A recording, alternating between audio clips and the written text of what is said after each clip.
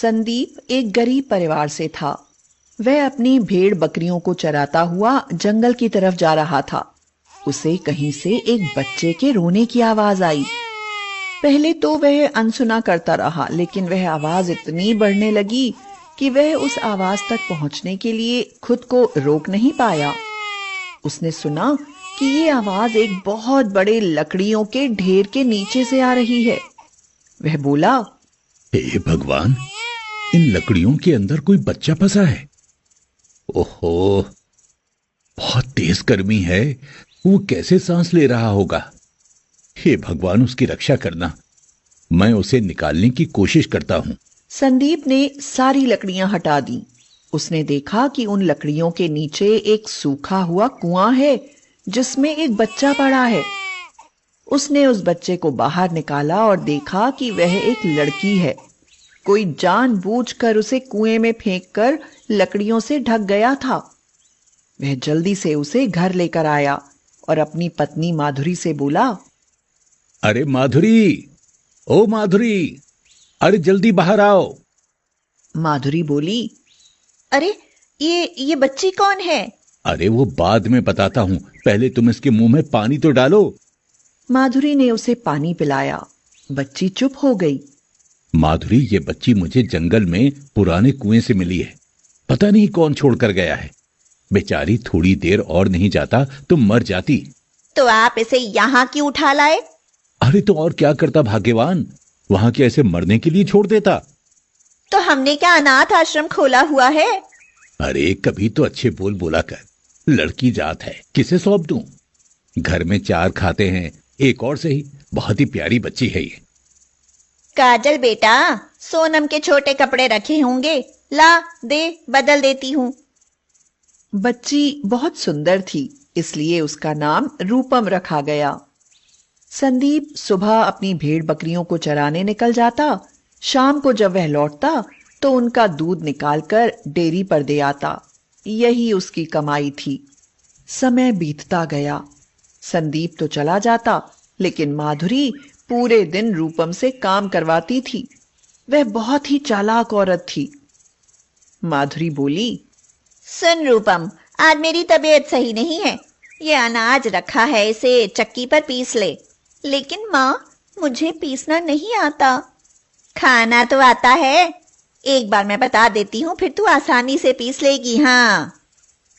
रूपम पूरे दिन अनाज पीसती रही, लेकिन संदीप के आने से पहले माधुरी ने उसे चक्की से हटा दिया। रूपम काजल और सोनम के पुराने कपड़े पहनकर दोनों बहनों की जूठन खाकर बड़ी होती रही। वह उनके साथ स्कूल भी जाती थी, मगर माधुरी उसे पढ़ने का समय ही नहीं देती थी कि कहीं वह उसकी बेटियों से ज्यादा ना पढ़ जाए। एक दिन संदीप को बुखार चढ़ा आया। उसने माधुरी से कहा, माधुरी, आज तुम भेड़ बकरियों को चरा लाओ। मुझ में उठने की हिम्मत नहीं हो रही है। तो माधुरी बोली, मेरे वश की बात नहीं है पूरे दिन जंगल में भटकना। ना ना, मुझसे नहीं हो पाएगा। हाँ। इस पर रूपम बोली, पिताजी, मैं चली जाऊंगी इन्हें चराने। ये बेचारी पूरे दिन भूखी रहेंगी, और भूखी रही तो दूध कैसे देंगी? तू जाएगी? नहीं रूपम, तू स्कूल जा। अरे वैसे भी तेरी 12वीं की पढ़ाई है। काजल चली जाएगी। वैसे भी वो पढ़ाई छोड़कर घर में ही तो बैठी है। काजल ने कहा, मैं आपने ऐसा सोच कैसे लिया पिताजी? पढ़ाई छोड़ देने का मतलब यह नहीं है कि मैं भेड़ बकरियां चराने जाऊंगी। रूपम को ही भेज दो। हाँ, आप चिंता ना करें पिताजी, मैं जाती हूँ। रूपम जानवरों को लेकर जंगल की तरफ चली गई।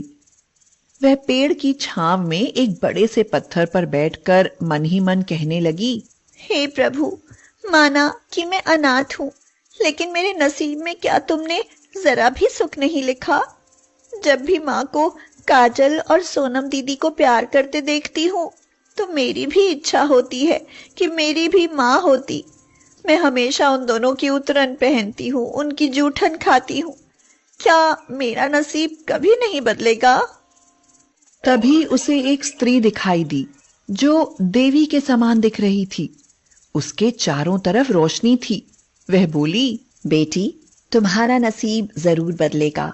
इस पत्थर के पीछे एक गठरी रखी है, उसे तुम अपने घर ले जाना, फिर देखना तुम्हारा नसीब कैसे बदलता है।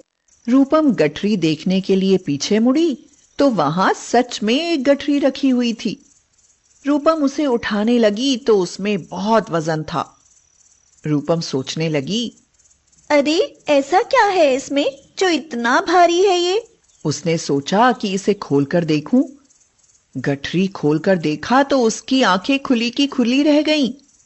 उसमें बहुत सारे गहने, पैसे, हीरे जवाहरात भरे हुए थे। उसने चारों तरफ देखा मगर दूर तक उसे कोई नहीं दिखाई दिया।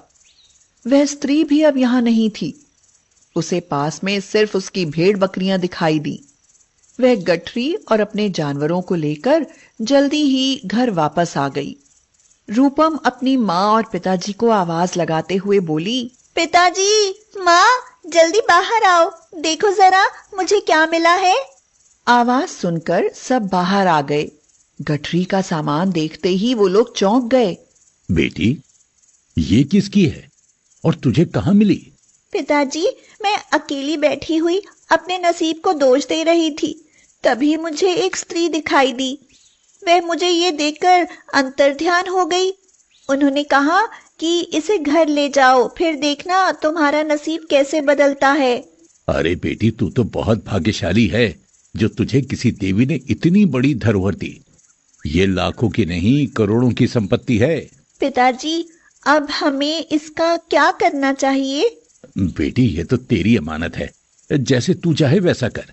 माधुरी अंदर से जल भुन रही थी। वह बोली, करना क्या है? तुम तीनों बहनों की शादी में काम आ जाएगा और गहने तुम तीनों के काम आ जाएंगे। नहीं माँ, ये खजाना मैं शादियों में नहीं बल्कि किसी नेक काम में लगाऊंगी। माधुरी सोचने लगी, कहीं ऐसा ना हो ये बाप बेटी सब कुछ दान कर दें। क्यों ना रात में ये खजाना मैं कहीं ऐसी जगह छुपा दूं जो किसी को मिले ही ना। बाद में मेरी बेटियों के काम आ जाएगा, फिर बोल दूंगी कि चोरी हो गया है। रात में जब सब सो गए, माधुरी उठी और जमीन में गड्ढा खोदकर खजाने की गठरी वहां दबा दी। ऊपर से वहां संदूक रख दिया। लेकिन जब वह वहां से चली तो माधुरी गिर पड़ी। उसे कुछ नहीं दिखाई दे रहा था। वह जोर से चिल्लाई, काजल के पापा! माधुरी की आवाज सुनकर सभी दौड़े दौड़े आए। संदीप ने बोला, क्या हुआ? माधुरी गिर कैसे गई? इस पर माधुरी घबराकर बोली, मुझे कुछ दिखाई नहीं दे रहा है, लगता है मेरी आंखों की रोशनी चली गई। लेकिन अचानक ऐसे कैसे हो सकता है? और तुम इस कमरे में क्या कर रही थी? माधुरी सोचने लगी, मैंने रूपम के गहने और जवाहरात की गठरी चुराई है, ये उसी का नतीजा है।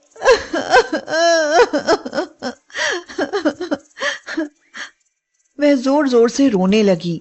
माँ, ऐसे कैसे तुम्हारी आंखों की रोशनी जा सकती है? बेटी, मेरे अंदर लालच आ गया था। मैं लालच में अंधी हो गई थी और भगवान ने मुझे सचमुच अंधा कर दिया। कैसा लालच?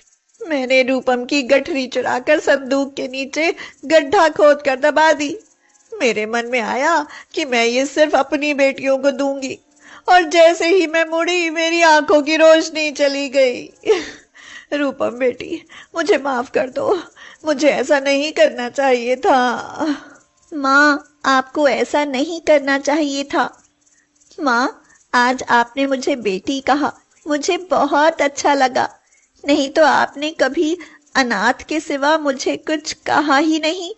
अब तुझे हमेशा लाड़ करूंगी, बस एक बार मेरी आंखों की रोशनी आ जाए। संदीप ने संदूक हटाकर वहां से वह गठरी बाहर निकालकर रूपम के हाथ में दे दी। तभी माधुरी की आंखों की रोशनी वापस आ गई। बुरे काम का नतीजा बुरा ही होता है, इसलिए माँ, ये खजाना हम अच्छे काम में लगाएंगे। ये सब तेरा ही है बेटी, तू अनाथ नहीं, बहुत नसीब वाली है। आज के बाद तू सचमुच मेरी बेटी है, मैं कभी तुझे अनाथ नहीं कहूंगी। हाँ। रूपम ने अपने पिताजी की मदद से एक अनाथ आश्रम बनवाया ताकि किसी भी अनाथ बच्ची को रूपम की तरह किसी पर आश्रित न रहना पड़े और अपने लिए एक अच्छा घर भी।